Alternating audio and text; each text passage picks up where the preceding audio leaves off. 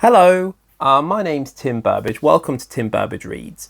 And today I'm going to be doing a book review for Martin Eden by Jack London and why I can't stop thinking about it.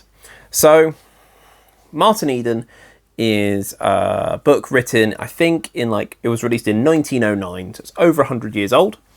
I'm going to talk through the book and what happens in the book and why I can't stop thinking about the book.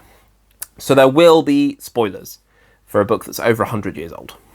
Just warning you. But ultimately, go read this book. I think it's really, really good and it has a lot to say. And I think that's why I keep thinking about it. So to start with, Martin Eden is I think he's 21. He's a sailor. He's rough around the edges, very rough. He doesn't speak properly. His knuckles are grazed, and he is at a very fancy house in San Francisco. Because before the story has started, he saved this rich boy in a fight. Basically, the rich boy got in a fight, and Martin Eden just came in, fists ready, started wailing on the other guy, and basically saved his life. So he invites him over to dinner. So Martin Eden is a rough sailor, and he's at this place. Like his suit doesn't. He doesn't have a suit. He's at this place that's very full of refinery. This is the upper class, the upper crust, and there he meets the guy's sister Ruth, and he immediately falls in love with her. And this other world felt quite Gatsby-ish. I know Gatsby's set in New York and this is set in San Francisco, but it felt like that. Just this it's just a different world. And Martin Eden was an alien in that world. And he falls in love with Ruth instantly. He falls in love with the idea of Ruth, really, because he doesn't even talk to her that much. And then we do get a little bit we jump to her head in the opening chapter, and she has an immediate physical attraction to Martin because she's like attracted to his neck because it's so strong and like he's so feral. He's like a wild man almost. So she is and he's obviously, I think it comes across in the book, but he's a very good looking man as well. And she has an attraction to him as well, and she can't stop thinking about him. So I'm like, okay, this is a love story. It's about different social classes. It's about classes, about classism. And what's interesting is that very quickly, sorry, my light just fell over. Very quickly, Martin decides to improve himself because he's not good enough for Ruth in his mind. So he goes to school. Well, he doesn't go to school. In his own mind, he decides to learn, and he goes and gets books from the library about English, about how to speak well. And he starts this program of self-improvement. One thing that then when this happens, this is a few chapters of him learning how to speak, learning about philosophers, learning about reading fiction, reading non-fiction. He just goes to the library and gets whatever book and reads that. So his learning is incredibly scattered. He kind of picks up lesson 5 in this before reading lessons 1 to 4. He has no knowledge of any arithmetic or algebra because he doesn't understand what it's talking about. So he just ignores it. He bins it. And he kind of keeps having conversations with Ruth. And she's like, oh, you need to speak properly. And she's doing a bit of a My Fair Lady on him. And one thing that I thought was really interesting is I thought, wow, incels need to read this. Because that community, that manosphere, are not obsessed with bringing themselves up. It's about bringing women down to their level. And Martin Eden, that does not cross his mind at all. He never has a jealous feeling towards Ruth, or he doesn't try to bring her down in any way. And he just tries to build himself up. And I really enjoy reading that because it's just this organic growth of mind and knowledge. And he obviously has a very good mind because he can pick up on all this stuff. And Ruth is like, takes him on almost like a protege, and there's a bit of a My Fair Lady dynamic here. Then the book, Martin decides to work. He's going to be a writer. And the majority of his book is of the book is him trying to write and trying to sell his writing, and Ruth constantly kind of saying to him, this isn't, you need to be better, you need to improve, maybe you should go back to school. I'm not going to go to school because I know what I know, and I know how to learn. I don't need to go to school to teach me things that I don't need to learn. My writing is good enough. It's the editors that are the problem. And he is so self-confident in his writing, and it's not arrogant. I don't read it as arrogant, but he's incredibly sure on what he has to say and how to say it in his writing, and it's not getting picked up. And I think eventually Ruth and him, Martin, make their feelings known for each other, and they become engaged and to marry. And he has 2 years. She's like, I give you 2 years to make your money, basically, to prove to my upper crust parents that you're not a drifter. You're a good quality man. And and he starts. Right, he starts this journey of writing, and he's like, to start with, he's like, well, this magazine pays whatever dollars per word, whatever cents per word, and if I write this, then I get this much money, and he's like, cool, okay, yeah, I could do that. I could just sell. I just need to write like 3 articles a week, and then I'll be rich, and it'll be great. So he writes 3 articles, and then they don't sell. And then he realised, they don't want handwritten, so I need to buy a typewriter. So he buys a typewriter, and he's on this journey of discovery of this kind of hopeful amateur, trying to write articles for magazines, and it's the hope that kills you, because he keeps coming across a stumbling block. He deals with it, then he comes across the next one, and he hasn't got the vision to see that there are 8 more stumbling blocks to go. He just discovers them one at a time, and all the while he has no money. He's building up credit with greengrocers, with his landlady. He is pawning his suit. He's pawning his bicycle. There is a moment where he just needs to go get a job. So he gets a job working in a laundrette, and he kind of gives up on the writing. And in that time, he also starts drinking again, and Ruth doesn't like that. And he has like a dip, but he meets this character who is like so hardworking, and they work so hard, and it never ends, this work. And eventually he quits that job because he earns enough money for him to go back and try again at writing. And all of this is just like showing just how a small person can go up against these big machines, and how, yeah, he just keeps going. He just keeps going. It's pure self-will. Martin Eden is willing himself to be a writer, so he's going to be a writer. And then he starts to sell stuff. Just 1 or 2 things.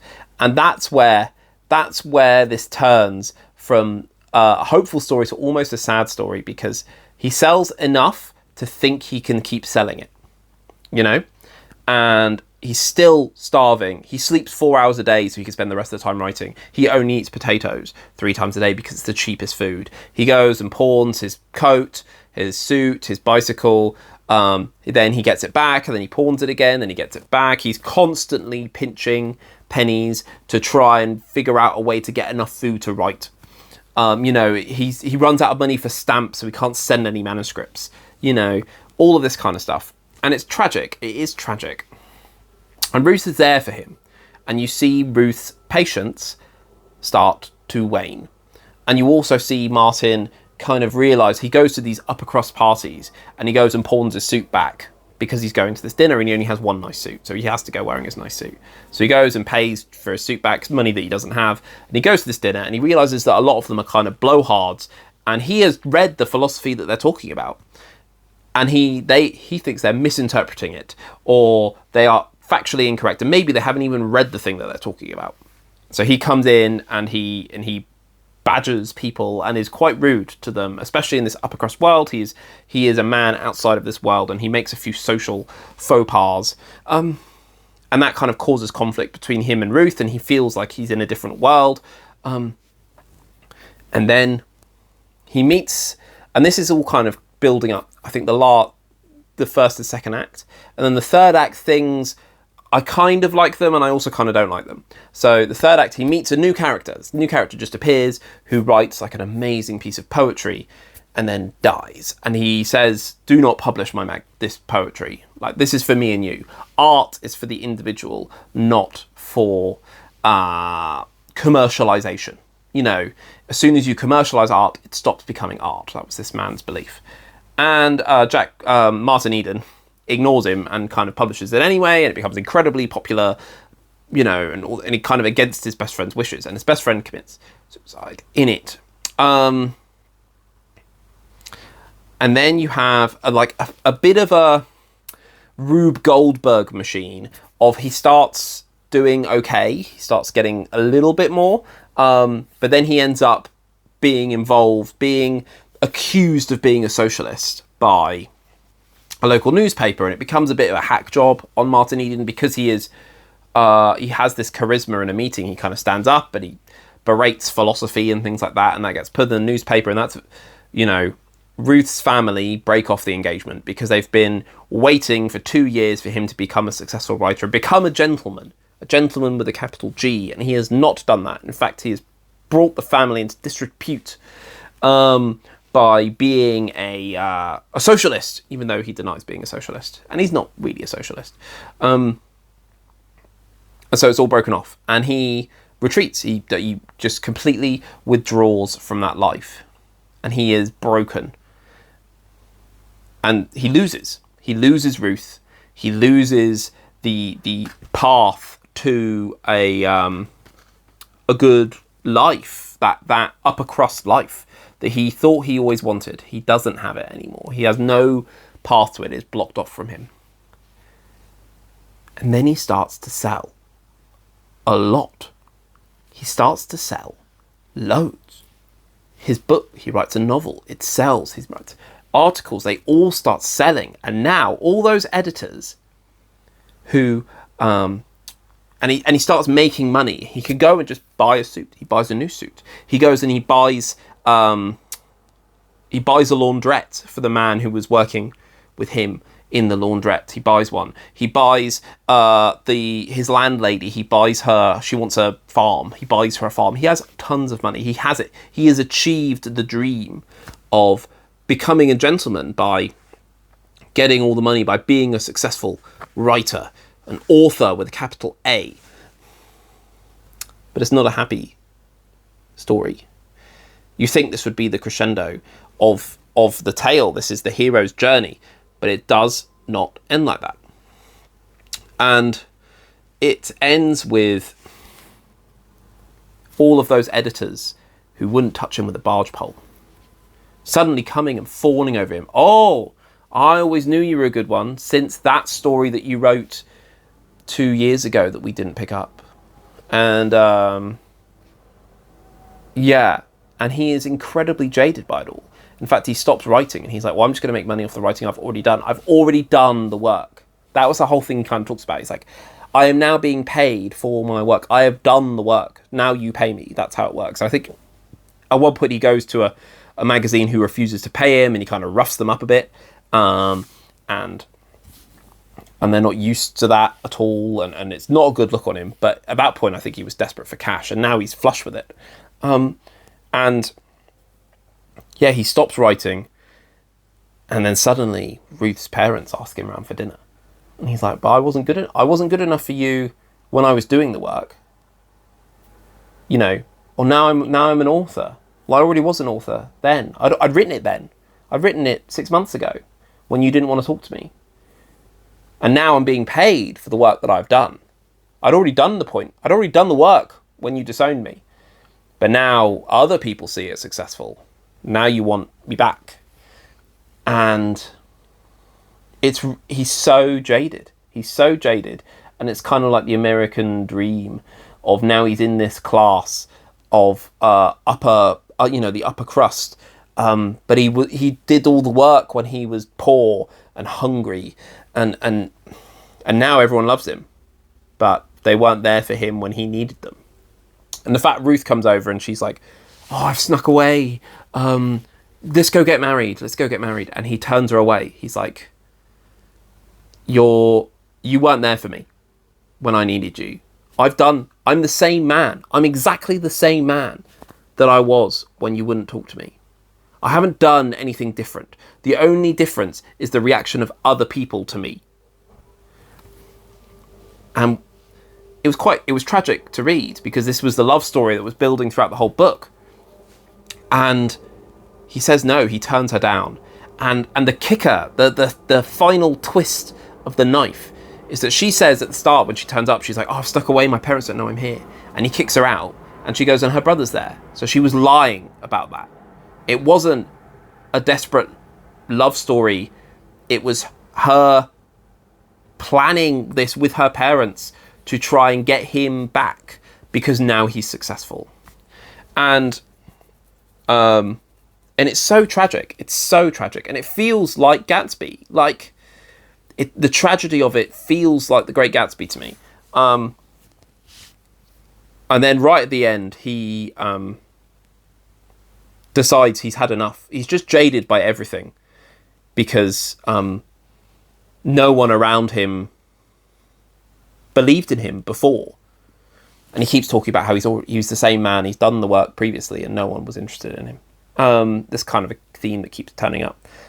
And then he gets on a boat, and he wants to sail to Tahiti to kind of get away from it all.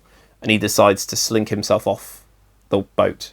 Mid-trip, he slinks himself off, and he drowns. And it's such a tragic ending. But it's kind of, it feels like, to me, it's the death of the American dream, in a way. He did all the work, he put in all the work, and he didn't get the benefits of it, because he got the money. Great. The money's not there if you don't have anyone to share it with. And no one is there to share you. They're there to share your money. They're there to share the prestige of being with you. Because they weren't there when you didn't have the money, then you didn't have the prestige. And it was really tragic, and I can't stop thinking about it. So for me, it's a 5 stars. I don't think it's the best Jack London book I've read. For me, I still think this year, I think The Sea Wolf was just... I think if you like Moby Dick, or if you've bounced off Moby Dick, read The Sea Wolf. I think if you like The Great Gatsby, or you've bounced off The Great Gatsby, I think read Martin Eden. It was written before. The prose, I think Fitzgerald has fantastic prose.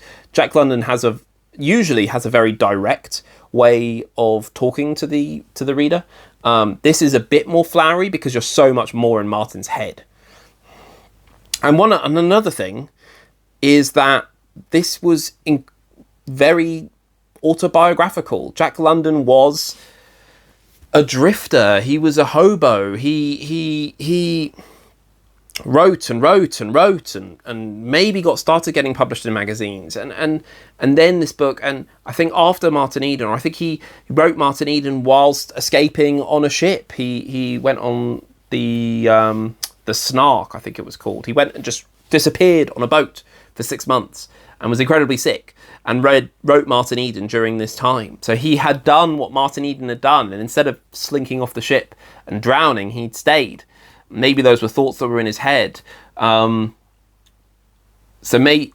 felt very personal to Jack London, and I can't stop thinking about it. So it's a very, very long review for one book, 20-minute video almost. But what a book! What a book! There's a reason why it's one of his more well-known classics, and I think it's a reason why I think Jack London's my favourite author. Anyway, if you've read it, put in the comments below what your thoughts on it. I think there's so many different ways to look at this. Give this video a thumbs up. I really appreciate it. Please subscribe, and I'll see you in the next one. Now, get out of my house.